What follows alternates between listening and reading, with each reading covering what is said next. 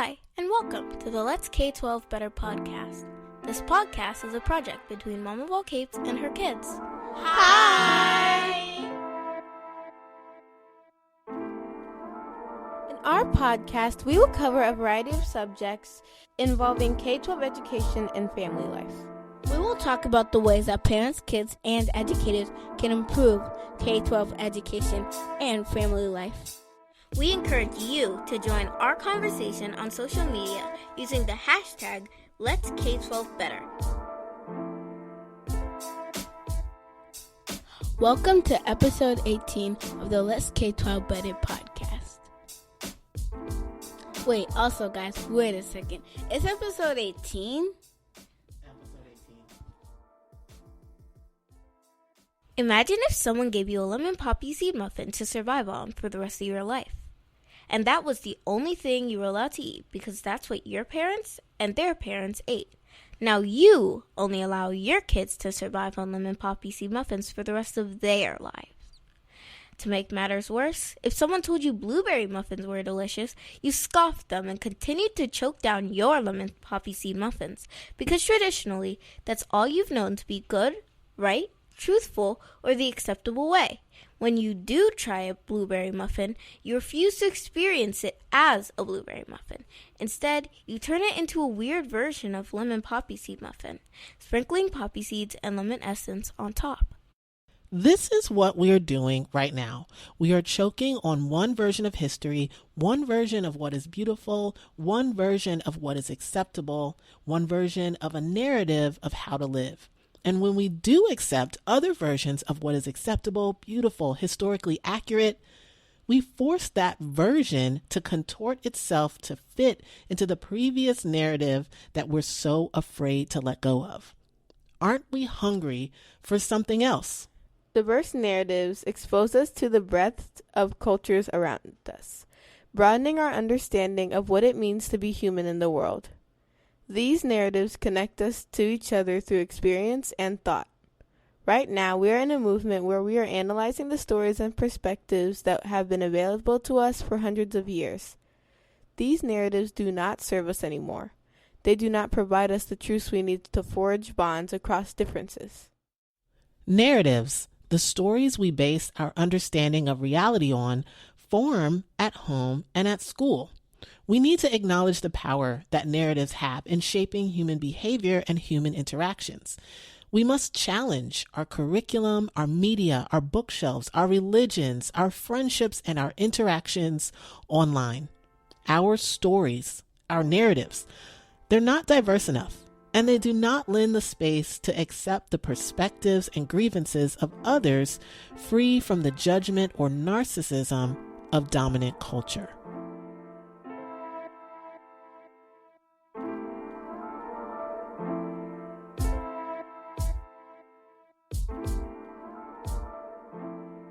Okay, it's good to be back in family discussion. Yeah, it's awesome. Back in the booth. Back in the booth. Back in the booth. A lot has happened since our last discussion about COVID reopening, so people should check out that episode.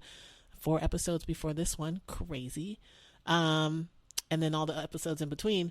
But today's discussion, because school is going to start for us, I think, in a couple days. Yeah. Yep. So we're going to talk about... Yeah, we're going to talk about the importance of narratives, right? Because we've been doing a lot of deep diving into other people's stories, right? What do other people think about life? And so we've been kind of digging deep and trying to figure that out. Can I say something? Well, we're going to start with the questions first. I mean, I don't want to cut you off. No, you can. Well, if you're going to say something, speak into the mic. Okay, all right. I guess we'll just go scripted here. So we'll start off with the first question. Question number 1. We've been doing a lot of reading of diverse narratives this month. So what are some things that you learned from reading these diverse books? I read Spirit of Intimacy, Ancient African Teachings, and the Ways of Relationships by Sobonfu Somé. It was basically about ancient African ways of love. I really enjoyed the book, and I hope you guys read it someday. But yeah, it was really important. Like, because people don't really talk about things like love and like intimacy in books, especially not like Black love and intimacy. So I thought it was really cool to get a diverse perspective on this topic. So what do they mean by intimacy?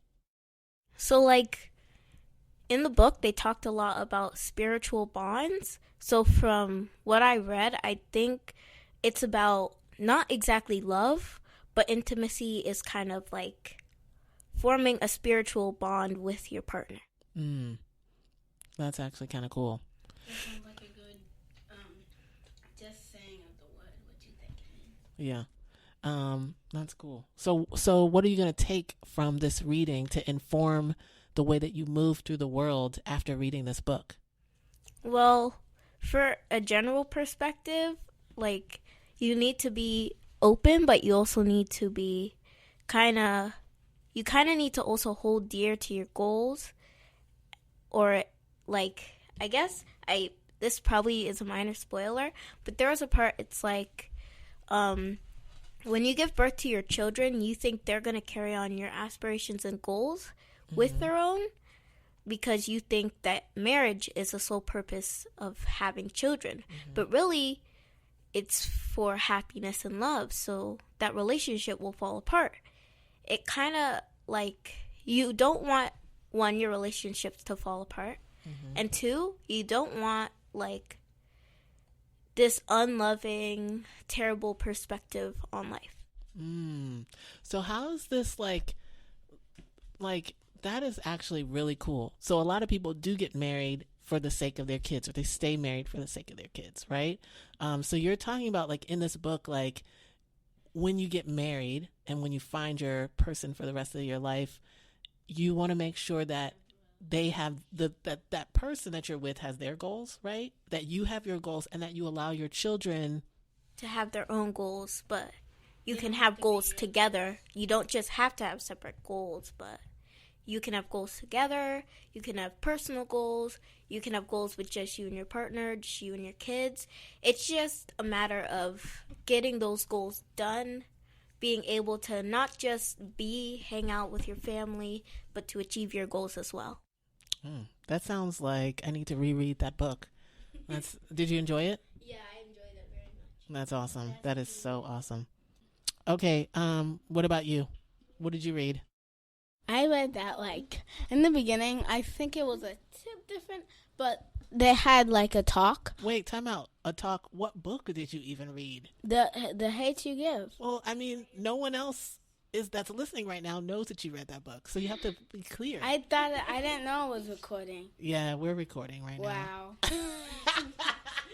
We need to edit this in. No, this is staying. Don't keep this in. No, we're keeping it in. No, you're not. Yes, keeping this in. All right, here we go. Would you like to try again? Yes. So I think a good book I read and watched the movie of was The Hate You Give. I mean, it was a good movie because, like, in the book, the girl, the main character, her name is Star, and she has two one younger and one older brother. Wait, don't give away the whole thing. Just tell me the theme. So I think the theme of it was that,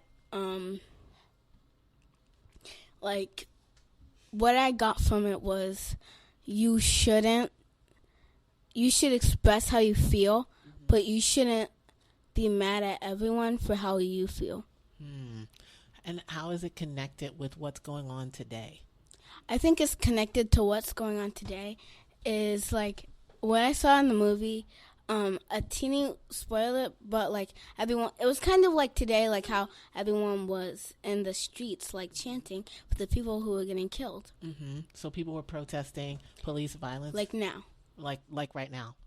Star saw a traumatic event, right? All right. So, what did you think about someone her age witnessing something like that? I feel like she wasn't a kid, but she was still, like, little. Like a teen? Yeah. She was, like, Gubby's age. So I think that her seeing that in that kind of world, it was really bad because, like, it was her friend, so it was even worse. Mm-hmm. If it was a stranger, yes, it would still be bad. But it was her friend that she really liked. So I feel like she felt bad because they were really close friends.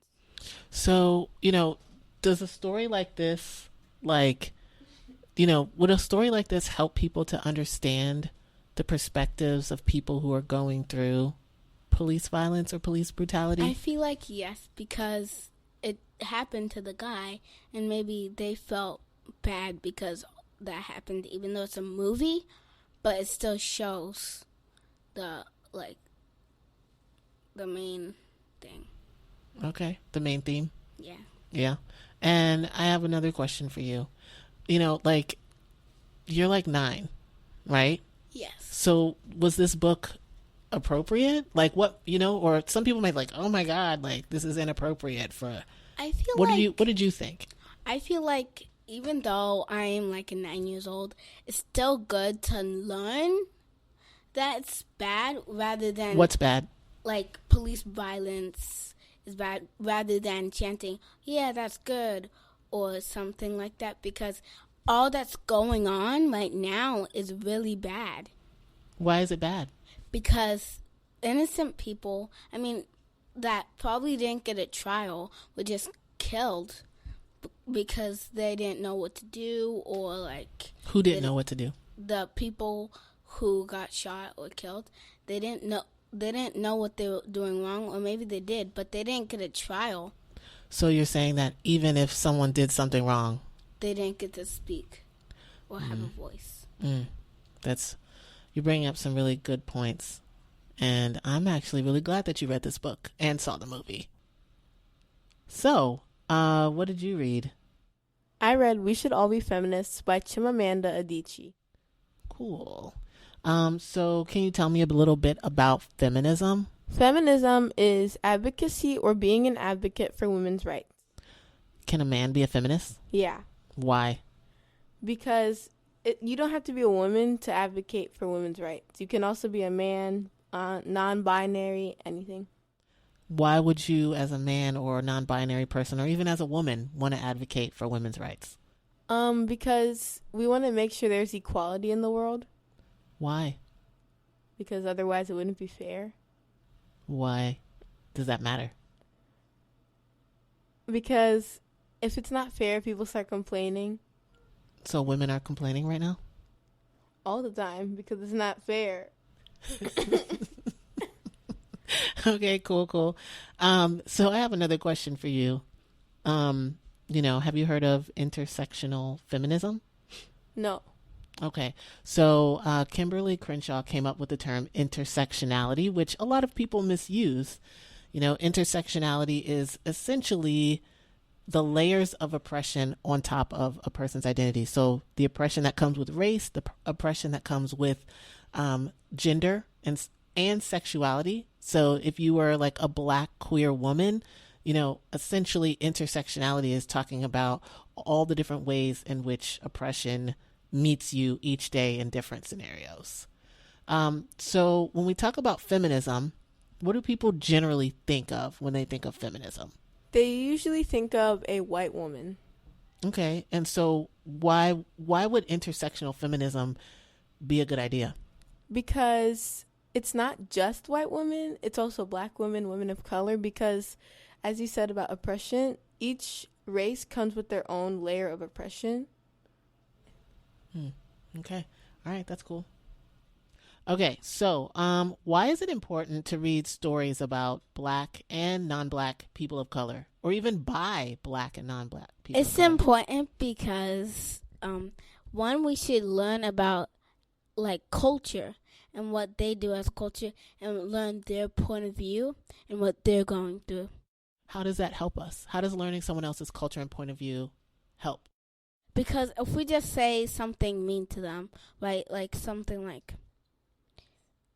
just something mean, and you don't even know what they're going through, you sound like the bad person in the situation.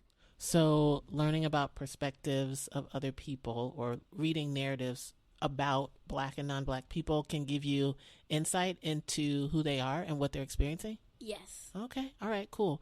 How about you? Why should we read narratives about and by Black and non-Black people of color? Because we need to get a more diverse perspective, because lots of books are just written by like the same people, like white men and women. No like shade to them, because some of their books are really good. Like Dr. But Seuss. Dr. Seuss was racist. It was unfortunately. he had what? How? Well, he drew racist cartoons, and I haven't shown them to you yet. I read the books so good.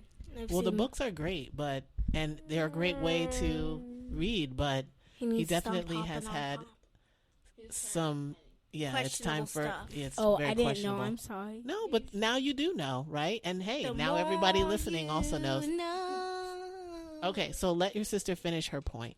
I'm sorry. So you were saying no shade to people who no have been... shade to people like white male and female authors, but we need a more diverse, like children's books. We need more diverse chapter books, comic books, essays, because these things are actually appearing in the modern world, even though some people are saying, they're like, oh, this world is changing so fast, but really we still haven't taken the perspectives of Black people into account.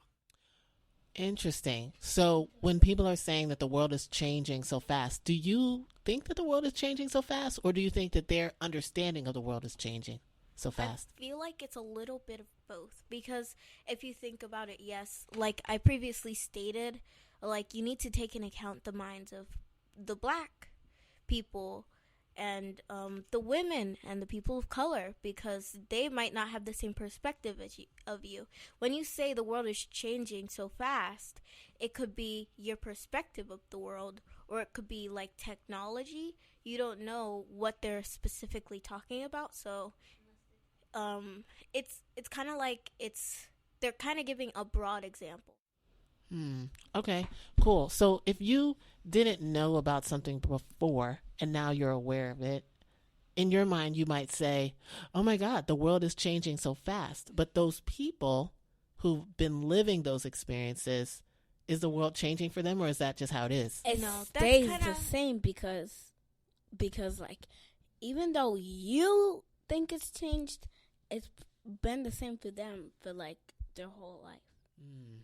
So, like I was trying to say, like, I guess how you described it was very, like, well to what I was trying to say. It's like, if you were, say, living in a world with dragons, and you bring a dragon to America, and America was like, oh, wow, the world is changing so fast. We have dragons. These dragon people, well, not dragon people, literally, but people with dragons, yeah. They're like, oh, they came down from heaven, praise the dragon people, and then like they're looking at us like, what? We've had these been dragons here for our whole life. Yeah, these have been here for millennials. Where y'all at? Okay, so I get it now. That was a very windy story of awesomeness, but you're absolutely right. Like if somebody has been living with a characteristic of their culture their whole lives for millennia, then when you, who have never been aware of it or who have never noticed it or who have ignored it, finally sees it, you're saying, oh my God, it's changing. But for that person, it's the same. It's just like, this is how we roll. Yeah. Okay. All right. Is there anything you want to add? They already took everything I was going to say. Okay. Well, your perspective is valued in this podcast. Exactly. So you're part of this, even if you don't want to be. No thanks.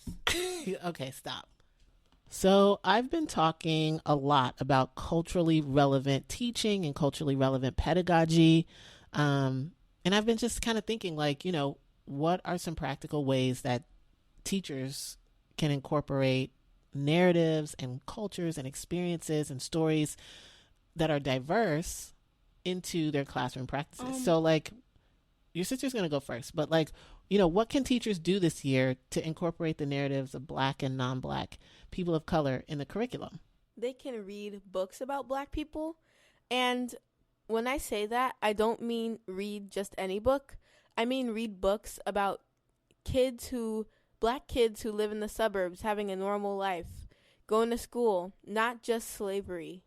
So just normal, everyday Stories, adventures. What kind? Well, what does that do then, right? Like That- if you're not reading like slave narratives, you're reading just normal stuff. Like what does that do for black kids, and what does that do for even white kids? That makes black kids not look like, oh, you went through slavery? I feel so bad. That makes it seem like, oh, they're just another kid. They're different, but they're not like, oh my God, like they're Traumatic. Traumatic. And I'm pretty sure that all black people don't want people to be like, oh my God, your ancestor went through slavery? I'm so sorry. Like, come on. Like, yeah. Okay. That's cool. What about you? Nice. Okay. Go ahead. I think that they also should read books or like do a read aloud about them. So like that like maybe someone from your class can learn more about you from that book. Maybe it's like a documentary or something about that person. So it might entice someone in your class to explore more about the people in the class who are different from them. Yes. Huh. That's actually cool and interesting. How about you? Nothing? So, I want to add, we know a lot about, black culture, black people. Yeah. But we need to do better and learn more about indigenous people's culture, Asian culture, Hispanic, Latinx culture. Well, your Caribbean culture is infused with what you guys are doing in your family all the time. But, it's not just about learning about black culture, right? Like, it's also making sure that we learn about everyone. So that is a responsibility of each household. So it's not just a matter of, okay, we're black, we know, about black people, so we're good. No, we need to learn about Asian people, indigenous people, Hispanic, Latinx people, and so many other people. Also, even though probably a lot about your culture, doesn't mean you know all about your culture or like what the past people were like thinking about or what they gone through. That is a very beautiful point, that just because you know a bit about your own culture, there's still more to learn. There's so much more to learn. Okay, I'm gonna ask you a question, right? Where in the curriculum can teachers infuse cultures and narratives of other people? What are just some subjects? Read aloud. We did reading class. What are other places? History class. History. What else? Ooh, art. Art. Music. Lunch. Lunch. Actually, yes, lunch. Because there are a lot of cultures. Yeah, you know what? In fact, if you look at the menu at your school, sometimes they try to mix it up a little bit depending on what school you go to, right? Yeah. What about science and math? Is there a place for diverse narratives in science and math? There is. I think that is the place where they need to work the hardest. Because even science is a great subject, but I feel like they need a lot more. Yeah, we need a lot more inclusion in the STEM fields. A lot more inclusion. Okay, cool. So we're talking a lot about reading the narratives by and about black and non-black people of color. But I'm going to ask, why, for the teachers out there and even for the parents, right? Why is it important for black and non-black kids of color to create from their perspectives or to even, share their narratives? I think it's good because, so at our school, we have this cultural day. It's called International Night, where, all the kids can come dress up as their culture and, bring food and celebrate their culture. And, everyone learns a bit about everyone else. I think kids expressing themselves to their parents, to their classmates, to their teachers is good because, if someone just suspects something but it's not true about them, then they'll feel bad and they can't express it themselves. So are you saying that being able to express stuff about you allows you to have confidence? Yes. Because I want to make sure I'm hearing right. Like, I want to make sure I'm getting it right. Sorry, I didn't explain it fully. Oh, no. Like, that's why we're having this back and forth conversation. Don't ever apologize. All right. What about you? It's important so that we can... It's important so that we can know what's going on in their culture for, like, inclusion purposes. Like, not just read books about their culture, but also get to hear and experience from a person who's actually Native American, Hispanic, Black, you know? So you want to hear it from their perspective. So having kids in the classroom sharing with each other, right? Like, why is it important for kids in a classroom to share their culture with each other? Like, what does that do? It helps make everyone feel welcome and important, and that their culture is honored. I feel like it makes people understand other people better. And when you understand someone better, what are you less likely to do? You're less likely to, like, make racist remarks and stuff like that. Because now you know, say, before you... Okay, this is kind of like, but like, before you only thought that Black people only eat chicken watermelon, but after you learn more about Black people, you know that there's more food to that. There's not just that. And you also know that Black people also can try different foods from different cultures. They don't eat just one thing. That's a great point. That's a really great point. Good point. All right. Great discussion today. I think it was kind of short, but meaningful. All right? Yeah. So thank you all so very much for sharing your perspectives today. Thank you for having us, Thank you. Mrs. Morley. Thank you. Yeah. Deep, Thank you. All right. deep podcast voice. Thank you for having us.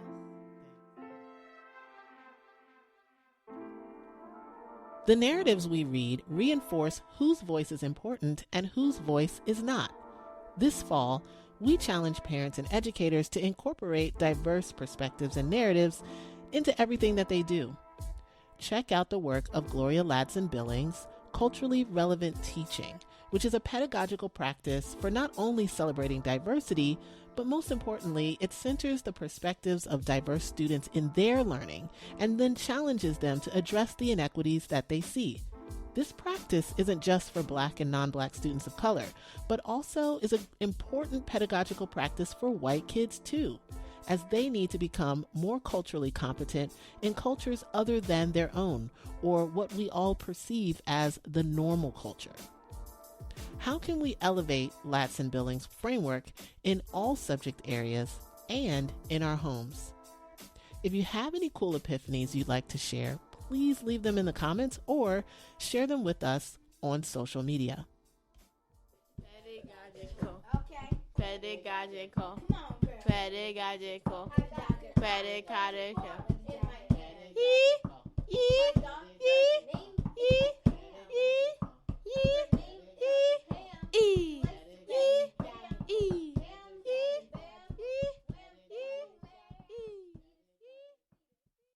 Each episode, we will share quotes that we find inspirational.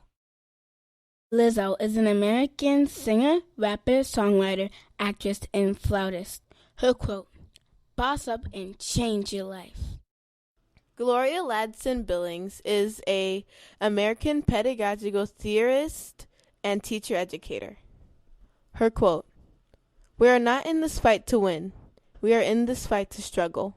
My quote is by Mae C. Jemison, who was the first Black female astronaut.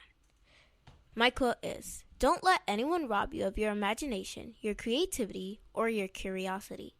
It is your place in the world. It's your life. Go on and do all the things you can with it and make it the life you want to live." My quote is by Dr. Bettina Love, author, professor at the University of Georgia, and a founder of the abolitionist teaching movement, whose mission focuses on restoring the humanity of children in schools. Her quote, "Protecting children's potential is not an easy lift, and it cannot be done episodically."